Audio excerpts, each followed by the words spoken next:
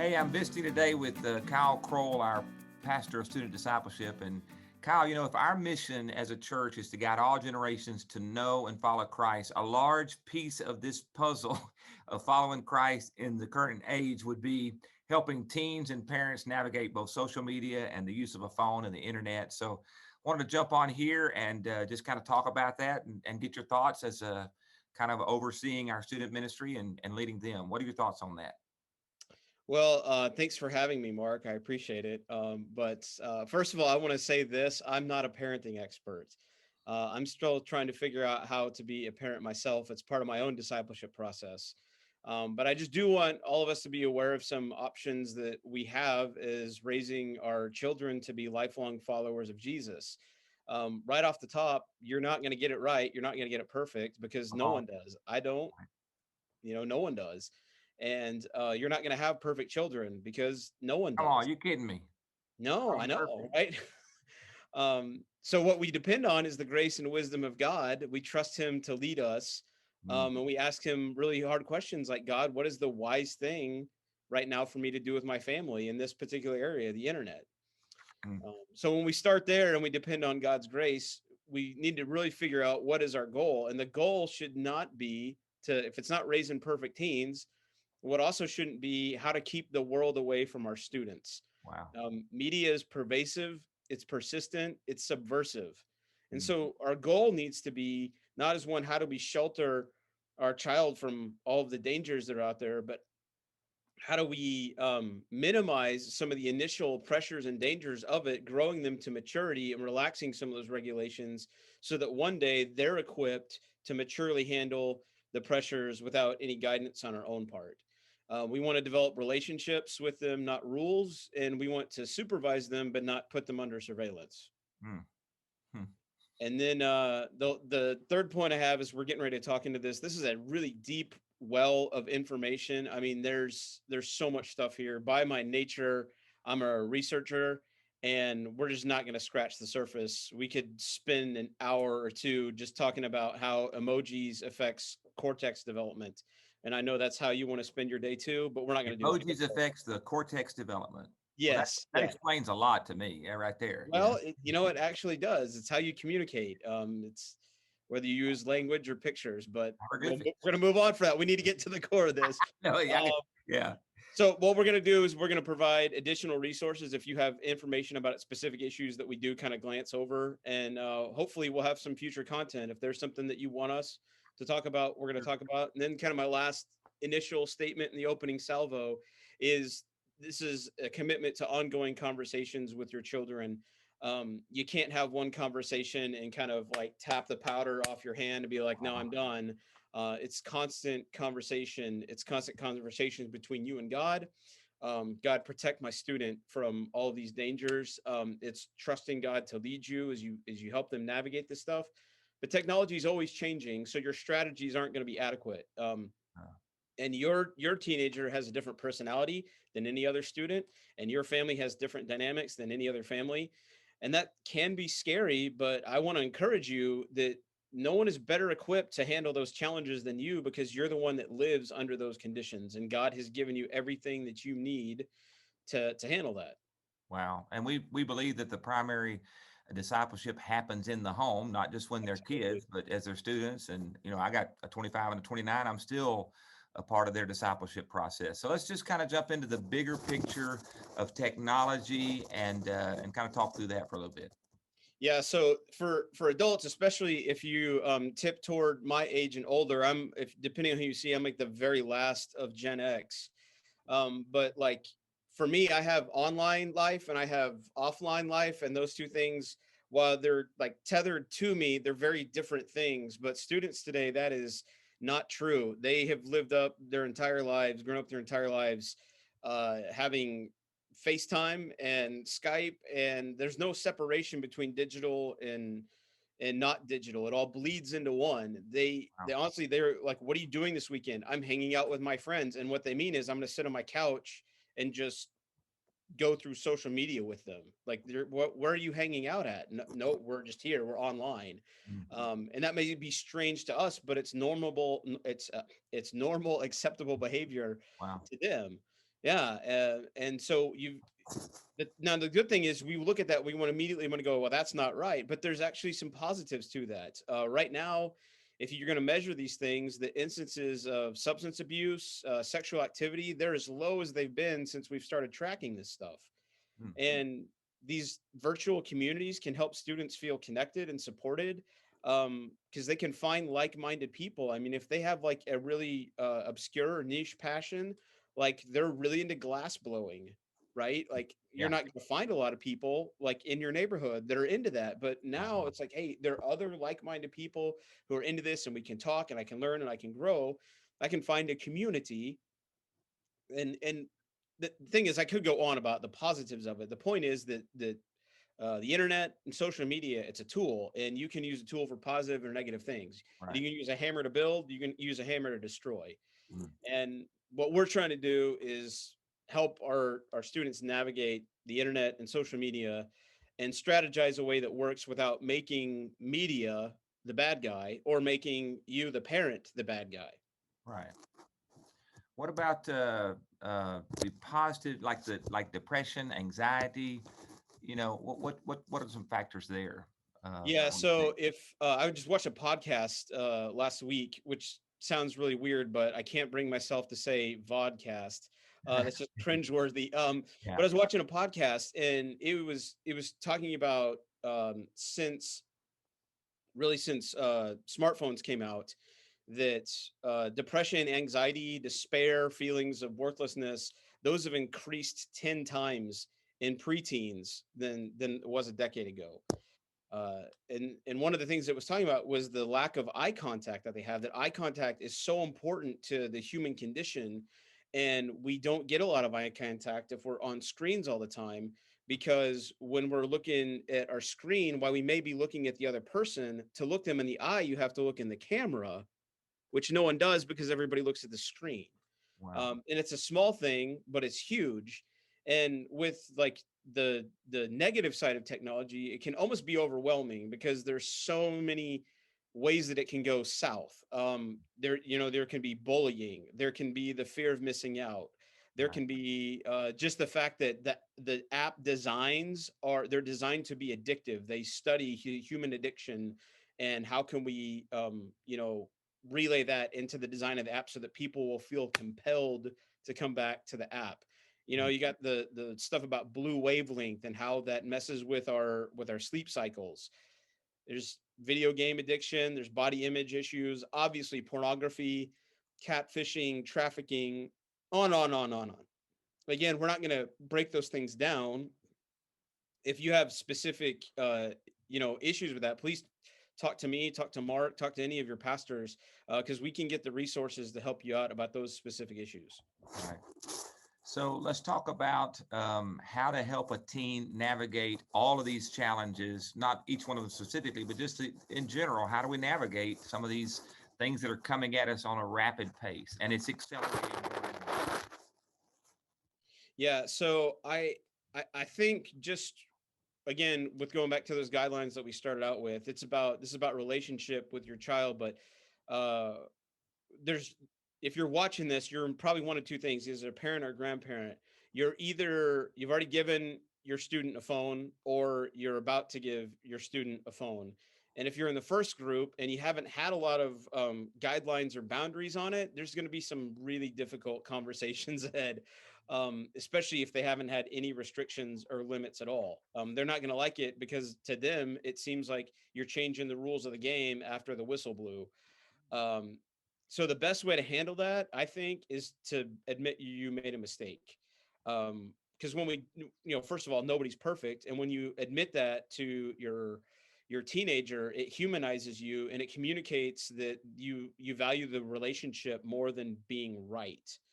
um, and then the second thing that you said, like, I've made a mistake, because I want you to handle this stuff better, and that's why we're having this conversation. It's not like I'm just changing the rules on you. So it's gonna be difficult. You're gonna want to handle that well. You might want to think it through, run it by somebody else before you have that talk with them. But if you're in the second group, the good news is it's always easier to put rules up front before we get privileges with them. And so, within a very broad perspective about how do we face these challenges, um, I just looked into what scripture teaches us about how we're supposed to handle life. Because, if I start talking about, hey, here's how you handle TikTok, well, a year from now, TikTok's not going to be a thing. Yeah. There's going to be a new thing.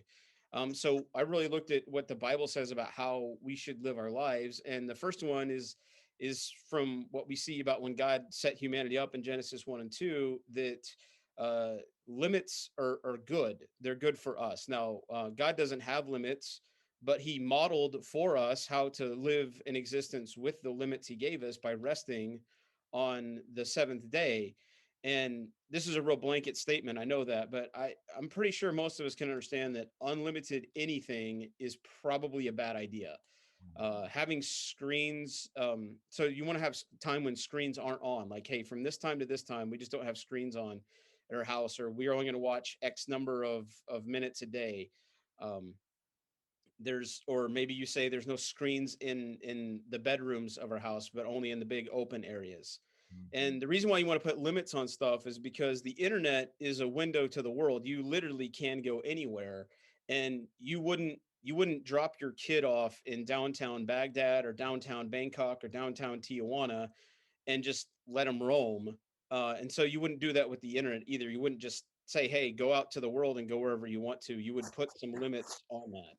Well, and along with limits, before we go to the next thing, you have to model that as a Oh, parent. absolutely, Come on absolutely. now, because Well, now you're getting personal, and now I'm that's a getting good time, personal. Now, right? now the mom and daddy going to shut the thing off. It's the end of this for them, Yeah. because they have to model that limit. If they're going to ask the children to limit, then they've got to be limiting. And I know that's speaking. I'm a obviously don't have kids in the house, but I know it's just addictive, and it can just be you get into this cycle. And so that's a good word. That's a good word. Limits are good, and we need to model that. So Yeah, and we always want to like look down on the younger generation, like, oh, they're always on their screen.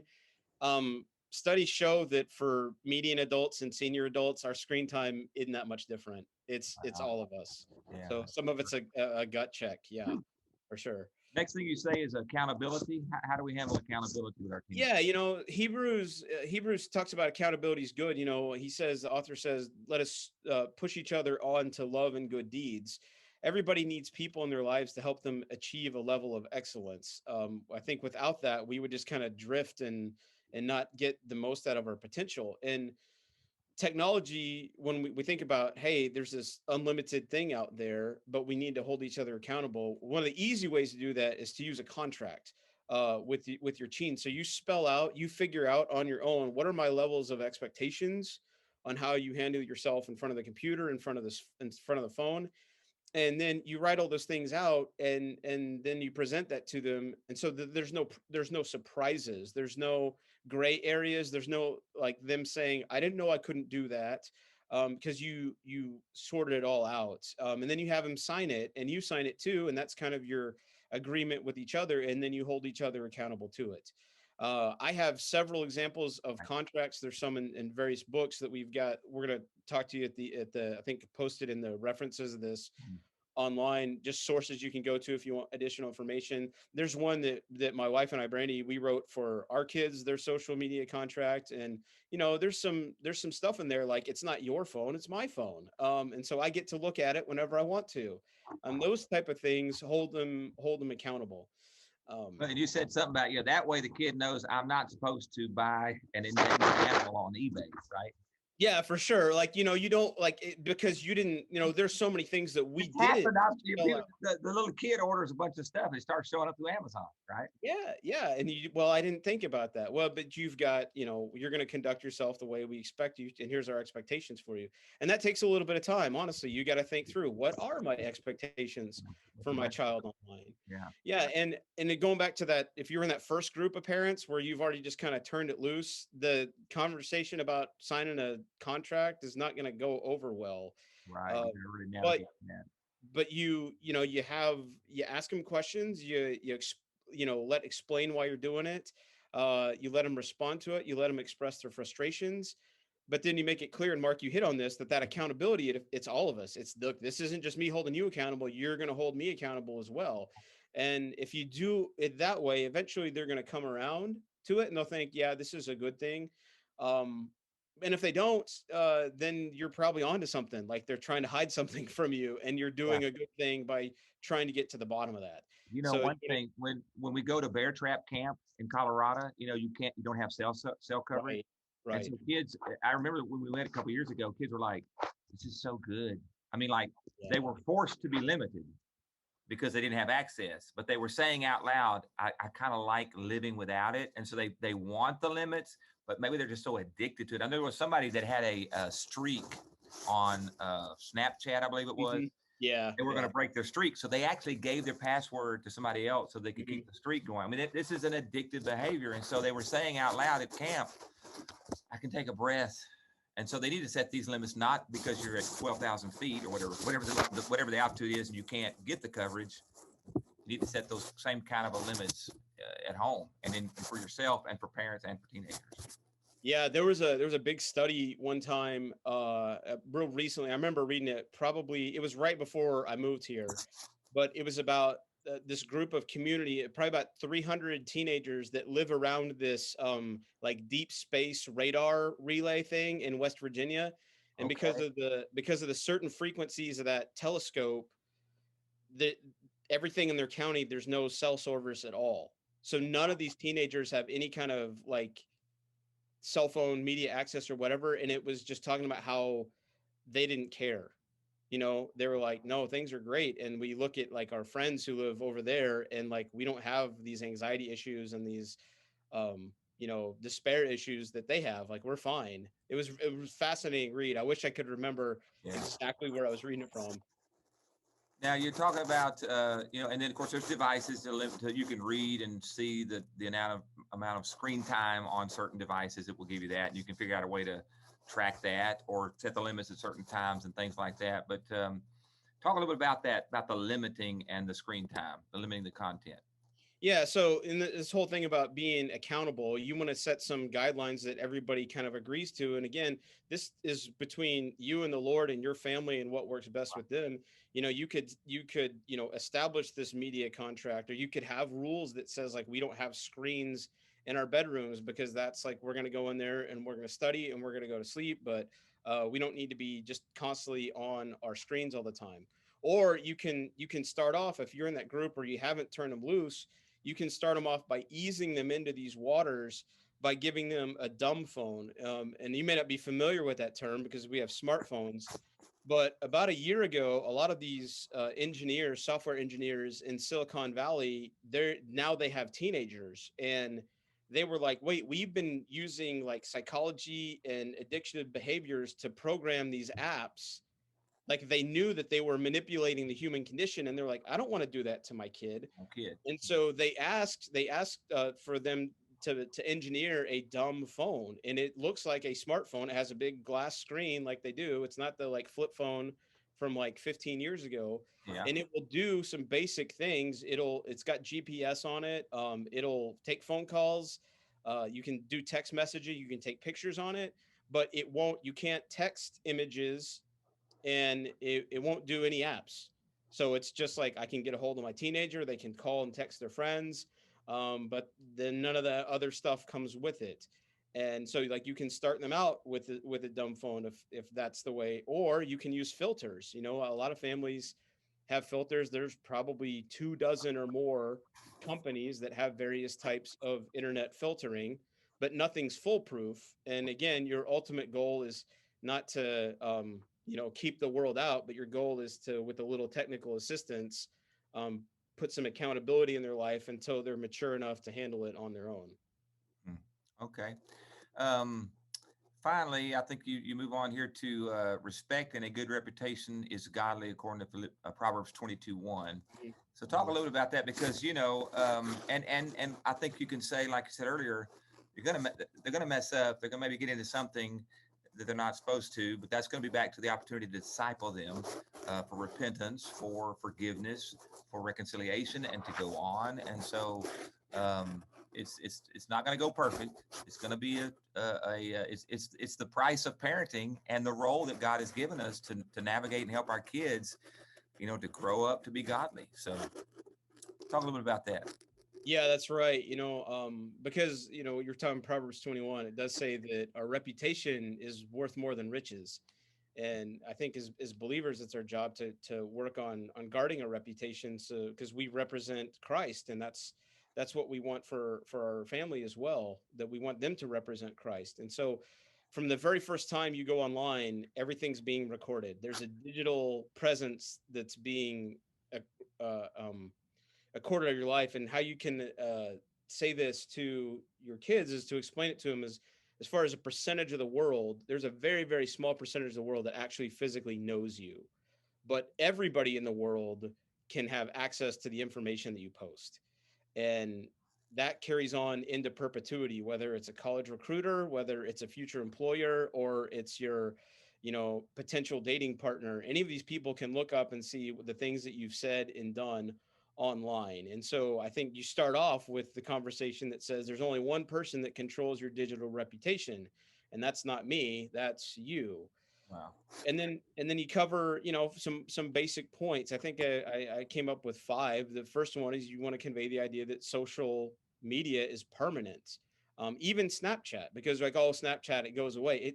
Anybody can take a screenshot Yeah. and then they can repost that at their own instance. And I think because of the Patriot Act, like all of these companies, they have to keep everything on their servers. Like I don't think we're allowed to communicate digitally without somebody recording it and holding it forever. Somewhere. Yeah. Yeah, somewhere. And Mhm. so you have to ask the question, do I want this, what I'm getting ready to post, to be associated with me for the rest of forever?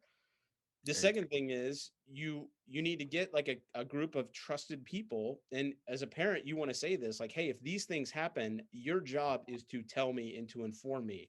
But you need to say, like, hey, I'm seeing bullying, I'm seeing really criminal malicious behavior, I'm seeing something like that's overtly sexual. I've written these things into the family contracts about how you handle the internet, but basically it goes like this: if you see something weird or wrong, you need to tell somebody. And right. so sometimes, you get those uh, solicitations you didn't ask for on the text message, and sometimes it's like, if you want a good time late at night, come text. And I'll just be like, I'll tell my wife, I'll be like, hey, I got this really weird text message today. I'm not doing anything weird or whatever, but I just thought you needed to know. And Yeah. just to have that open level, it's that transparency, it's that accountability, it's Word. having limits. All of those things, they help out. So we're accountable with each other when we with our online presence. The third one is you got to guard the passwords. Mark, you mentioned it. The student who's like, yeah, my buddy logged in for me on Right. Snapchat so I could keep my streak going. Like, we should be able to trust our friends, but don't ever give your password out for anything. Mhm. Um, I know it's not cool because how are you supposed to keep the streak alive? But you got one bad day with a friend and they're mad at you and they can go scorched earth. And Mhm. or even worse, they just left you logged in and then their friend took it and started messing with your account, and Right. now it's a dent to your reputation, and you didn't even Wow. do it. So we do need to protect those passwords. And then as a parent, if your student has a social media presence, you need to know their password, and you need to follow them, and you have permission to look all the time. You don't want to embarrass them, so I would strongly encourage you to not post on their feed. But you need to monitor. You need to know what's going on in their world. Now, can they create multiple accounts that you don't know about? Sure, but if they're motivated to sin, they're going to do it. We can't stop them from doing it. If someone has the drive that much to do that, that's a heart issue that's not going to be solved with a convenient setting on your global account that you have with AT&T. It's not going to be fixed that way. Um, but the last one, I guess, is just a good safe question to ask is, I'm getting ready to post this. Do I want grandma seeing it? Wow. And that's the thing about perception, because most of what we put online is text, and without the nonverbals and the tone of communication, much of it's lost. And so even though you meant it safe or playfully or whatever, it can be misconstrued and misrepresented, and now again it's a dent to your reputation. So you got to like double check that stuff before you hit send. Is this really how I want to represent myself? Wow. And at the start of this, as far as your digital reputation, it's out there, and We have heard of certain people not getting jobs because they had a person that researched the person, and could be something as minuscule of situation that they didn't even realize they were part of. But whatever you put out there, it's going to be researched time and time again. And like you say, even though you might delete it, there's a screenshot made of something like that. So, well, Kyle, I appreciate this. Is awesome information, and I know as pastor of student discipleship, you said something a minute ago that it really comes down to the heart. And the heart can be deceitful, and Mhm. unless that heart is really following the Lord and spending time in the Word and praying, and being discipled by things we do at the church, but also by the parent, then there's going to be workarounds. These kids are smart, they're clever, they can figure these things out. So it's a tool they can use for God's glory, but it also can be something that can be used of the enemy to distract us. So I know that you're available to continue to talk to parents. Absolutely. We'll put some Absolutely. resources up. We'll put up a link to where they can go on our church's website to get further information. But any last words for parents? I mean, like, I know we've kind of we've opened up a can of worms, although a can of worms has always been out there. When my kids got phones back 10 years ago, it's always been that presence of what's going on, what's happening, the parental responsibility to nurture our kids, to love them, for them to honor the parents, to have this open communication, talking all the time about these things. Any final word on that? No, I would just caution parents about this idea of, well, I'm gonna get a filter, or I'm gonna get a dumb phone, or and that's gonna be the panacea that's gonna fix everything. Hmm. And it's not. It's just constant, it's constant supervision, it's constant walking with your student as they're navigating this stuff. And that's work. Yeah. I'm just like everybody else. I get home from work and I want to crash on the couch and watch a ball game or whatever, but instead I need to like get up and go and talk to my student about, hey, how's your day been, what's going on, in your world, what's your social. And you may get a fine, and it's like, that's what they're going to do, whatever, go away, okay, thank Yeah. you. But you got to do the work, and make sure you're paying attention to what's going on in their world. Yeah. And we're in this together, and that's what we're saying. Absolutely, I absolutely. mean, we want to help parents because it's not getting any easier, but we want to raise a godly generation that loves the Lord, that shares the gospel. And so yeah, it's been great stuff, Kyle. We'll put those links on the screen and in the comments where you can look things up, and we'll come back in the future and share some more advice and guidance for parents, because we know that parenting is not for the faint of heart. Oh, Parenting for those that those kids are going to be yours forever, and you want the best for them. And then I know this, deep down in a student's heart, they want limits. They really do want I do. guidelines. They're fishing, they're squirrely. And so don't lose heart, parents. God's in control, and God will help and guide you through all of this. So until next time, take care, and we'll see you. God bless.